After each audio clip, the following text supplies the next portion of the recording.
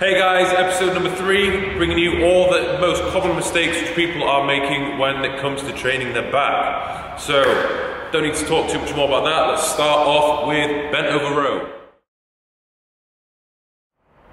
So the first mistake people tend to make when it comes to doing a bent over row is not getting their posture sorted out when they're in the rowing position.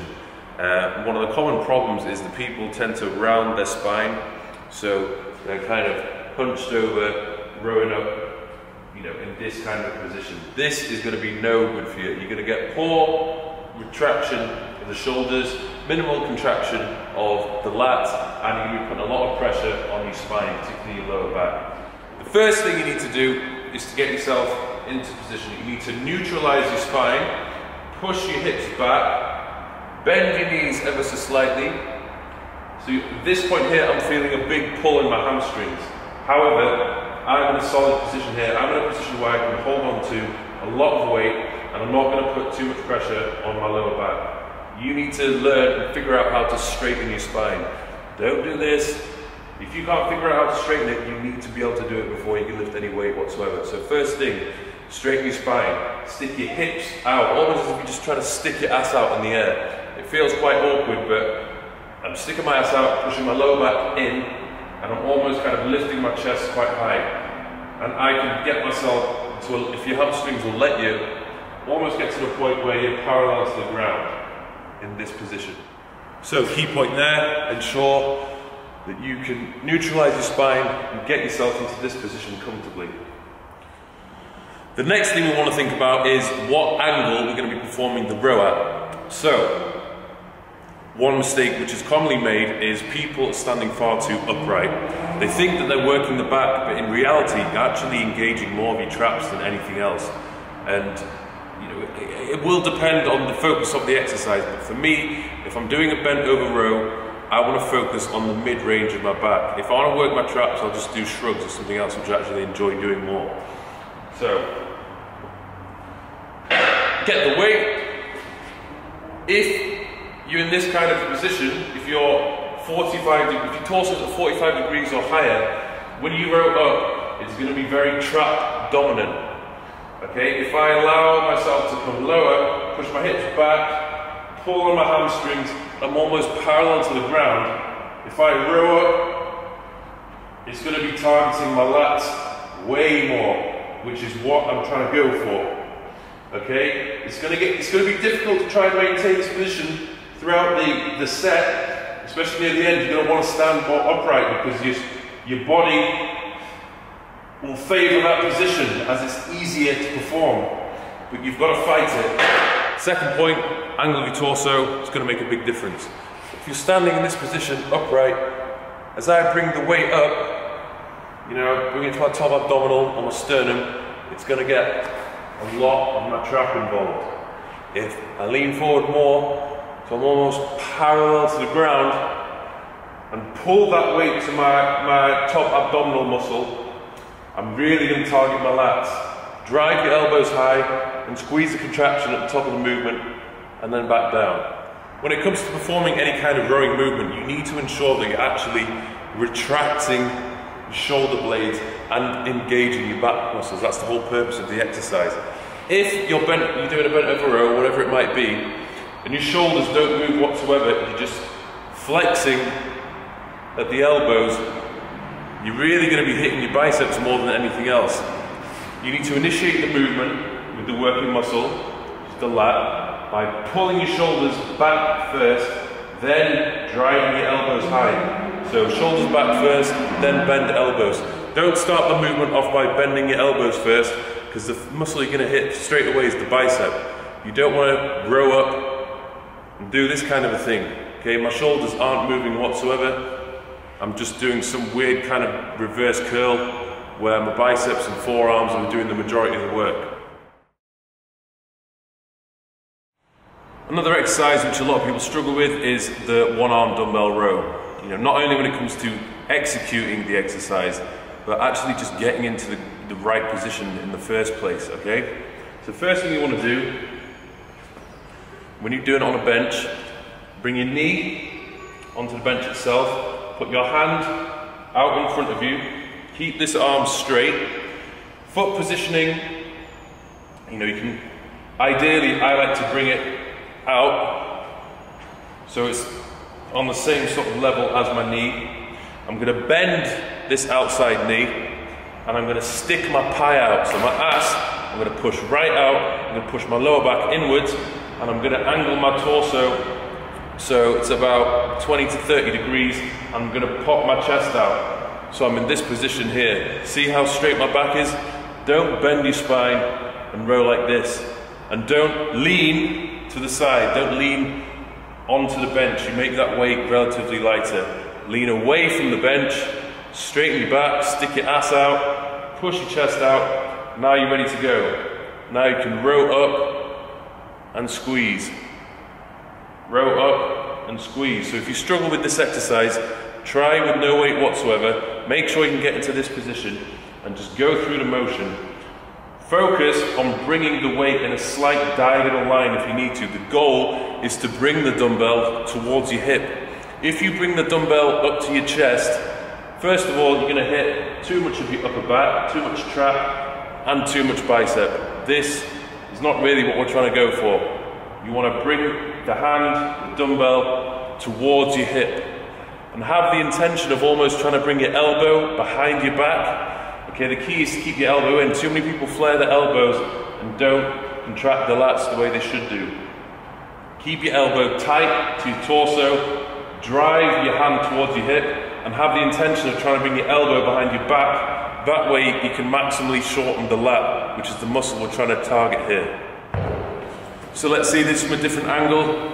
Hand on the bench, knee, bring your foot away, lean away from the bench, don't lean into it, lean away, keep this knee bent. You're going to pick up the dumbbell, keep your elbow tucked in as you drive the dumbbell towards your hips, bring your elbow high and have the intention of trying to bring it behind your back, okay? Keep that strong posture, keep your straight spine, keep your ass out, keep your chest high, and squeeze the contraction as much as possible at the top of the movement. You want to initiate the movement with the working muscle, which is the lat. So in order to do that, the first thing you have to do is to pull your shoulder back. Retract your shoulder, then bend your elbow and squeeze. If you bend your elbow first thing that's going to engage is your bicep. I used to make this mistake all the time. I used to over-engage my bicep, couldn't retract my shoulder, and I wondered why the hell I had such a pump on my bicep after training back. You have to learn how to retract your shoulders. Retract shoulders, drive elbows back, squeeze that contraction as hard as possible. Just practice. Drive elbows back, squeeze contraction. Now we're going to move on to the seated cable row, okay? Let's not go into the detail about what attachment you should be or shouldn't be using, but first thing I want to go into is momentum, okay? A lot of people will create momentum in order to lift a heavier weight. So they start off in this position and do some kind of a hyperextension to start off with, then row the weight towards them. So hyperextend, then row. Hyperextend, then row, okay? Obviously, yes, you are working your back, but you're not isolating the mid-range of your back or your lat. What you're actually doing is you're working a lot of your lower back at the same time. Okay, so for me, if I'm really trying to isolate that area, I'm going to keep myself still and fixed in this position, and I'm going to row the weight towards me. It makes it more difficult, and it will literally isolate my upper mid-back more so than my entire back as a whole. Also, it means that as I pull the weight towards me, I'm maintaining this upright position, which means I'm going to target my lats. A lot more so than, say for example, if I were to do the thing before, where if I were to pull back, end up in this position here, I'm actually going to be hitting way more of my traps than anything else. That's not what you want to do. So keep upright, pop your chest out, and row the weight towards you. Drive your elbows back and squeeze the contraction. Okay? If you're leaning back here and you do the same thing, you're going to be hitting upper back traps, which, you know, it's not a bad thing, but you've got to think about what area of your back you're trying to target here. For me, it's the mid portion of my back. Another common mistake which people make comes when performing pull-ups, okay? People, they don't really think about the muscles which are being used when performing the pull-up. Most of the time they're just trying to get as many reps as possible or try and hit the target rep range rather than thinking about how they're moving from point A to B. So what you're going to see is a lot of people, when pulling themselves up, they will bend their spine and end up in this kind of hunched position. There's no way you can shorten your lat when you're in this position at the top of the rep. You need to push your lower back in, pop your chest out. As you pull yourself up, you want to finish this position here so you can actually shorten the lat and contract the muscle. It's going to vary from person to person based upon your flexibility, your range of motion and so forth, but you need to find that perfect range for you in order to hit your lats. Okay, so I'll show you an example. So what a lot of people will do, naturally, they'll pull themselves up, but at the top of the movement, they'll hunch forward and finish in this position here. Most of the tension is placed in my biceps.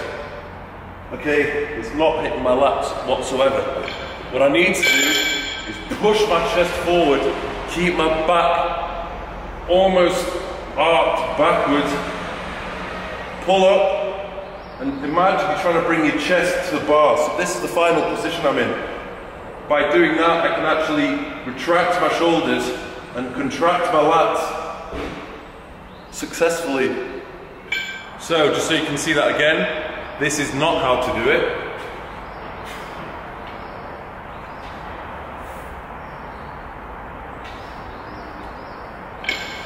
And the proper way of doing it, to hit your lats, okay, it's much harder. And since we're on the topic of pull-ups, we'll talk about what you do at the bottom as well. A lot of people, they only perform half a rep. So let's look at this. For example, doing it the right way, but only doing half a rep. Coming down, and then just pulling up again. Down, up again. What you want to do is lengthen your lats at the bottom of the movement and almost double the range. So do this instead. All the way down, stretch the lat, and then pull yourself up, retract your shoulders, and squeeze. All the way down to the bottom, straighten the arms, pull up, and squeeze. Don't get lazy, don't do half reps. You want to do full ones. It doesn't matter if you can't pull yourself all the way up to the top, that's not what we're trying to achieve. We're trying to retract the shoulder and shorten the lat.